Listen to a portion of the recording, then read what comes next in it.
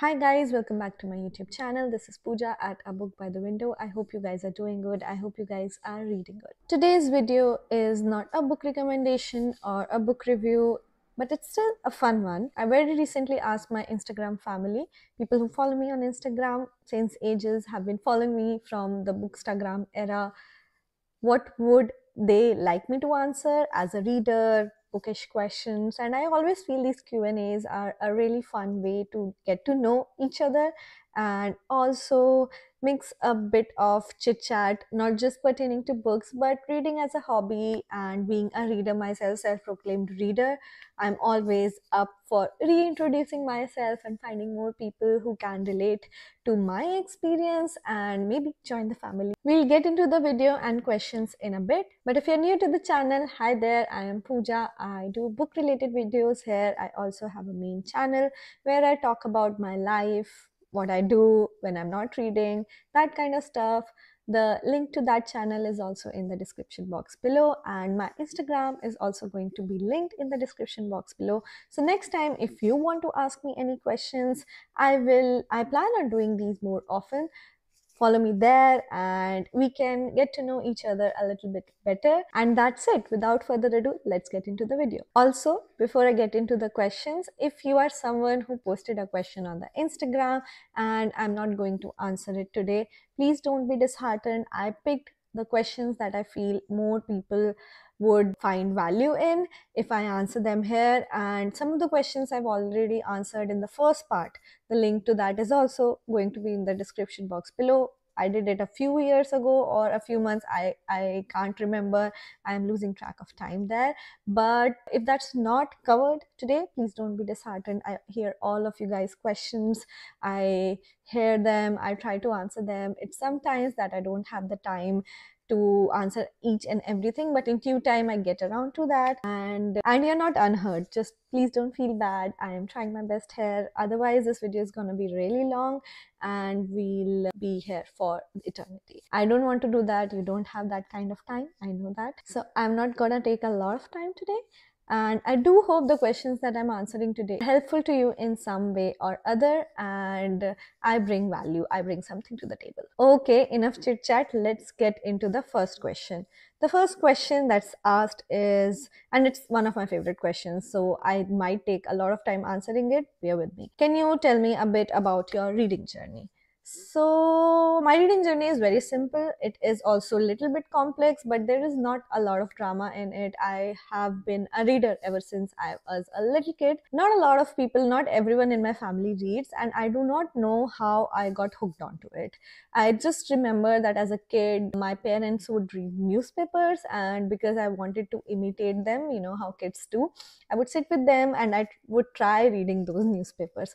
That was around the time I was very little. I don't remember the exact age. I must have just gotten into reading proper sentences at that time, and my dad would read Economic Times every single morning, and that is when I picked up an English newspaper. And then we'd have other Hindi newspapers, and it was just my favorite thing to do, to read something from the newspaper. Looking back, I feel that news in India is somewhat very triggering, and I do not know why I, as a kid, was reading it. I was traumatized for a few years after that, but then I moved on to reading books. Second thing that helped me in my reading journey as a kid was that the librarian that I had in my school was very particular about books. She would encourage reading in kids, and the kind of teacher's pet that I got hooked onto it this quickly. I would check out a lot of books from the library, and we had a limit of how many books you can check out each week. But because I had really good relationship with the librarian, she would let me check out more books. She knew that I am a reader and I do enjoy reading a lot of books.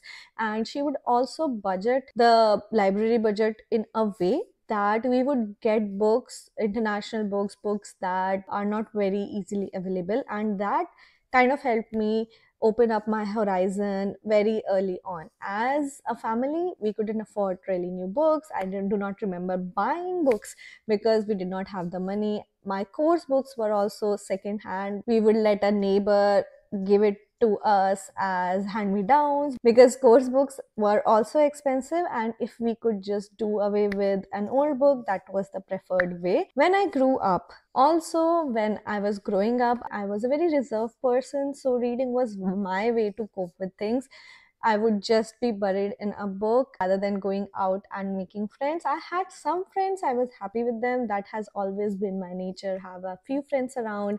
And now I am a bit social, but back then I was not social at all. I really just wanted my books and whatever I'm working on, and just be happy in a corner, sitting outside a window, just looking outside the window and reading my book. So that was when I was a little kid. Then, as I was growing up, I lost touch with my reading because there was a lot of other things that got in the way. Specifically, I was studying for my competitive exam, JEE, AIEEE. I gave them for the 2 years that I was studying. Much before that, even high school. So I wanted to like top my high school.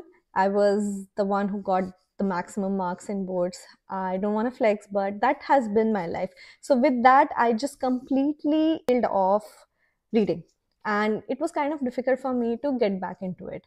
I was still reading newspapers, I would read pamphlets. I have been a reader, I read science, I do all of these things. But then when I went to college, in the first year, I was again really down, and I am a shy person, so I was finding it difficult to make friends. And that is when I picked up this book, A Thousand Splendid Suns. But I think I borrowed it from somewhere, one of my classmates, and that got me back into reading like this, because it's an amazing book. It is a very engaging book. And then I remembered the joy of reading and how I thoroughly enjoys it. Rest is history. Then I started a bookstagram page, then I was reading a lot for a few years, and now I have transitioned to making videos on the internet. So that has been my reading journey, and I'm happy you are following me along.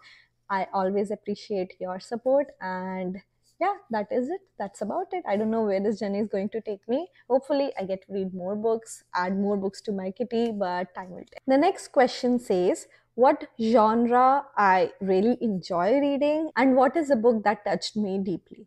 To answer the first part of this question, I think I have been a moody reader all throughout. There has been years where I loved thrillers. I already love thrillers, fast-paced books, drama. I enjoy them a lot. There was a phase when I was reading war fiction and war non-fiction a lot, but mostly I feel I love contemporary reads, which has a bit of drama in them, and they also have a deeply meaningful impact. They have a deeper meaning than just imparting a story. I am also super crazy about good writing. So if I find a book that has very lyrical prose, or I am just stunned with how did the writer come up with such solid stuff, I just go gaga over it. I don't know how to explain it in a genre, but if I can summarize, I would say I just like contemporary, meaningful books, and one that have a lot of meaning, like Japanese literature. I am really big on it because it explains little things of life so deeply, and they're also like a mix of emotions. They're not just going for one emotion. They'll tell things like grief and food and culture and art and human emotion and the weirdness around it. I always enjoy reading books like these. So offbeat books, books that makes me think, and books that make me laugh, cry, always love them. To answer the second part of the question, one book that deeply touched me is Tin Man by Sarah Wingman. It is a book that I read years ago, and it's a thin book, not a very big book, but the kind of writing that comes out of the author and the kind of writing that the story is, I haven't seen anything like that before. When I first read it, I tried to read it, I couldn't understand the meanings, the depth of it, and so I kept it aside. Then I watched a movie, Call Me By My Name. It has similar themes to the book, and when I watched that movie, I was in awe of just the representation of love in a different way, in a way that's very normally depicted, and I was so hooked. Then I picked up this book again, and when I read it, I understood the depth of it. I understood what the author is trying to depict. And as I feel that interpretation of a book is very subjective. How someone perceives a book is totally up to the reader. The author can only do justice to what he or she writes and then give the story to the world, to the reader to intercept. And for me, the definition of love is very uninhibited, very freeing, and that is what I was reading in the book. And I could also connect with the characters. I couldn't connect, but I could feel for the characters who are finding it difficult to live up to their love, who are getting held back by the societal norms and by their own interpretation of their sexuality, of their identity, of their individuality. Yet they want to have a friendship, they want to have a sense of love towards each other, which is beyond any interpretation, beyond the barriers of society. It's very unexplainable. I'm trying to explain it, but I can't explain the real emotion. And when I read that it is against the backdrop of rural Italy, and then there are parts where they go off to France to just have a rendezvous, it's just so freeing to see people being young and lively in the little sphere that they can, and reading about it just uplifted my spirits. But of course, when the story ended, I found myself crying. I don't want to give a elaborate review of it, I don't even want to give any spoilers, but that has been one book that have stayed with me, that have been really close to my heart. And books does that to you, books really speak to you, and this is the book that I'm going to vote for a book that have touched me. The next question says, how many books do I read at a time? What this question is trying to tell is if I read two or more books at a time, or if I juggle between different genre.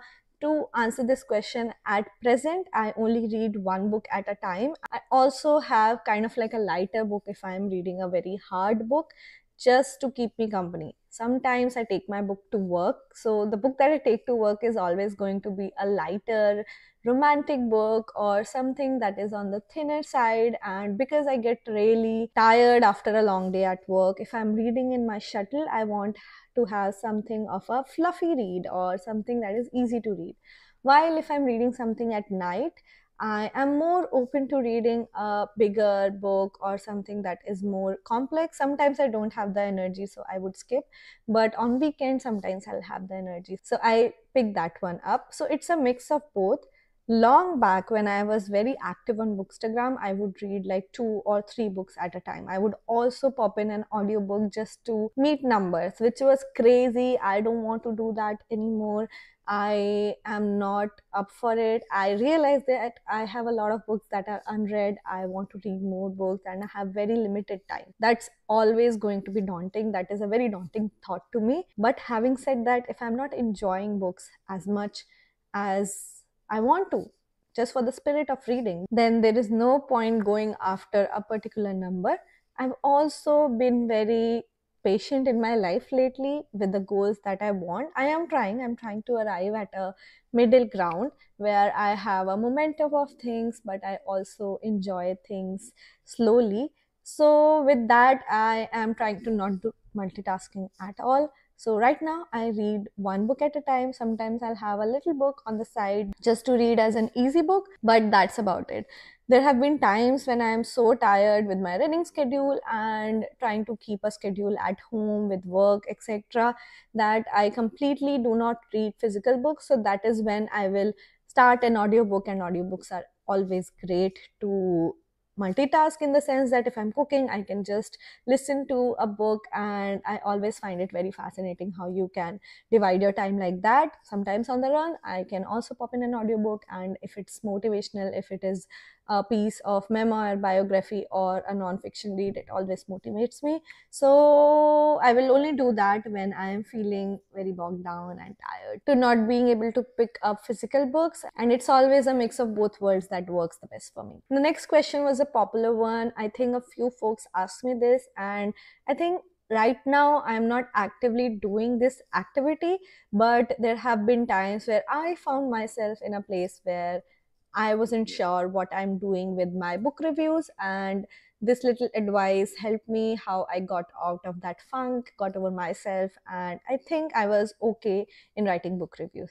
The question says, how to improve writing book reviews? How do you maybe make sure that you catch the essence of what you are trying to say. When I first started Bookstagram, it was a thing, right? It was a thing to write book reviews, and I would also go on and write book reviews on Goodreads.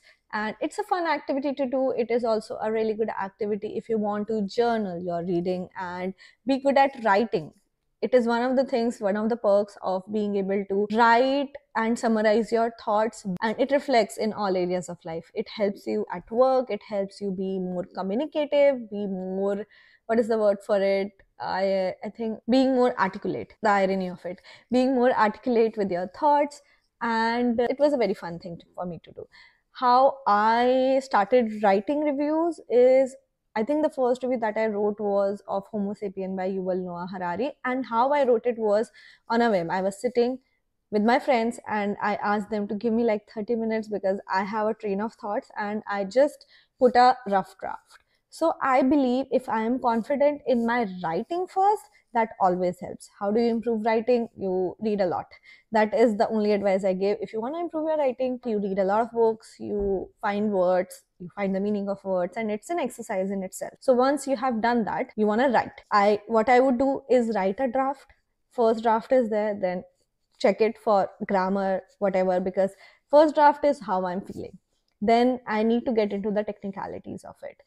I would get into the technicalities, I would correct any mistake, and I would leave as is. Another thing that helped me was, there are times when you are just continuously reading the book and you're not actively thinking about writing a review. In the moment, you forget about the technicalities, but later on, you forget some things. So what I would do is I would go and revisit the description of the book from Goodreads, and would also see what others are writing about the book.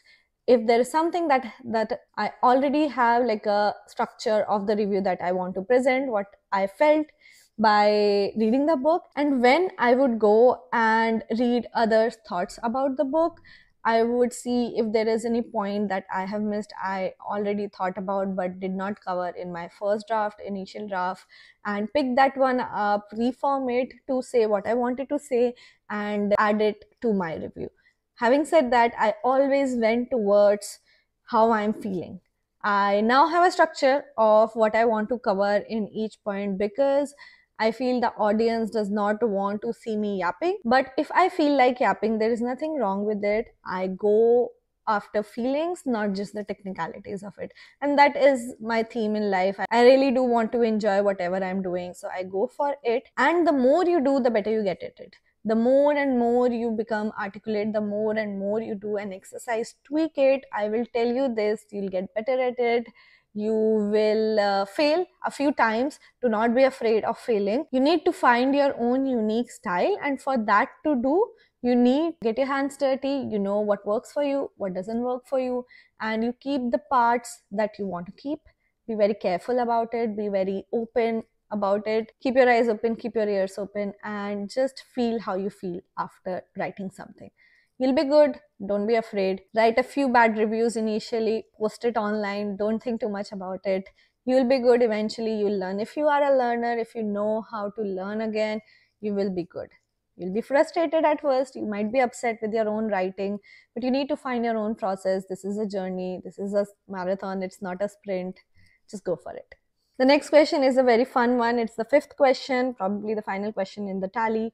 And it says that I sometimes feel I read books obsessively to avoid real life experiences. Have I felt that too? I have been a very obsessive reader for years. When I was growing up, books were my only way to look at the world, only worldview. I didn't leave my very small town. I wasn't actively traveling. I was a little kid. I was just going to school, coming back home. I had my parents, my siblings. That was my whole worldview. But when I was reading books, I would get another worldview. I would get a peek into a world that I am not exposed to yet, which is very fine and dandy. But the thing is, I am also a very gullible person in some ways. I get influenced very quickly. I get influenced by media. I get influenced by the books that I read. I just am a very malleable person in that sense. And I'm also very sensitive.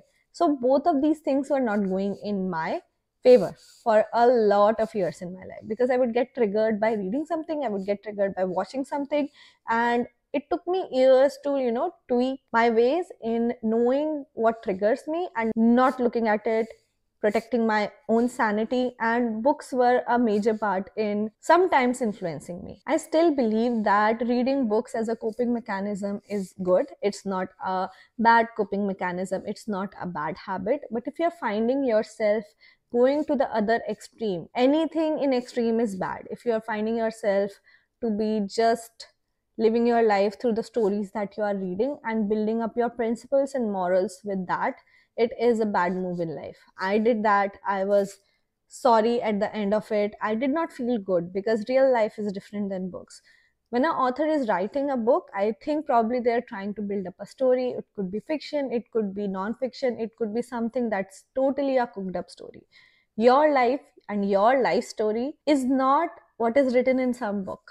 It is a very real experience. It comes with actions, it comes with deliberate that are translated into real world objective goals. Books are good, they're going to tell you a story. The major thing that books have done for me, they have motivated me a lot, and in the end, today the takeaway that I take from them is, no matter what you think, there is a possibility of things working out for you. There was a period in my time where I was grieving a lot, where I was sad a lot, my mental health was not good, and I would read a lot of books very obsessively.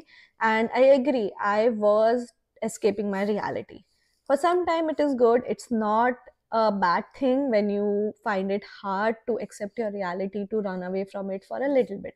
But if you are going to base your decisions, your life decision basis something that you have read, I don't think so it is a good move. You need, as I said, real life experiences. You deal with real people every single day. You deal with real life situations, and no book in the world is going to teach you that. I'm going to tell you a very funny story, and it's probably something that has summed up my life in the last decade or so. When I was a little kid, I kid you not, I read so many books. I thought maybe I'm in a kid's story, or maybe my character is in a book, and I would pinch myself to assure that I'm real or not. I am a very real person. I would like to believe that. Till date, I feel maybe in parallel universe, these things are different. And do we live in reality? Those questions keep popping up. The more you read, the more in that rabbit hole you go. But imagine a kid being so scared to think that, do I live in a storybook? And I don't. And it took me years to get out of the storybook mentality and trying to build up my story basis on what I'm seeing and feeling and perceiving. Books are good. I have compartmentalized that part. They are good to motivate me. There are some books that have literally changed my life. I am not denying that, but I take everything with a grain of salt now, and I do not take things at face value. I take something home, process it, and then decide if I want to add it to my life. It is very intentional. It is just not something that is very reactive and that's not very influenced by what I'm reading at the moment. It is a very difficult exercise in itself, but it is totally worth it, and it has also changed my life. We are finally at the end of this video. I'm only going to take one more question as a bonus, and because it's a very popular question and I feel it has value in it, it is something that a lot of people struggle with, and what my input is going to be about this question is going to help some of you. This is not a question, more of like a guidance or an advice. The question says, I want to learn how to speak confidently in English. Sometimes I feel I fumble my words and I am not able to articulate well. How do I improve this? It's a very popular question, and I think a lot of us from India, at the very least, work for multinational corporations, and speaking English is one of the things that you are expected to do as part of your job. And I don't want to get into language politics here, but it is quite probable that what you're trying to do could be in a different language, could be in English, and it ups your chances of finding a job that you want to do, or finding a place where you want to speak confidently. And you can apply these tricks or tips to talking in different language as well. I will try to be as generic as possible, but I'll just get into the things that have helped me. Number one, if you want to be able to talk and write confidently, I always advise read a lot of words.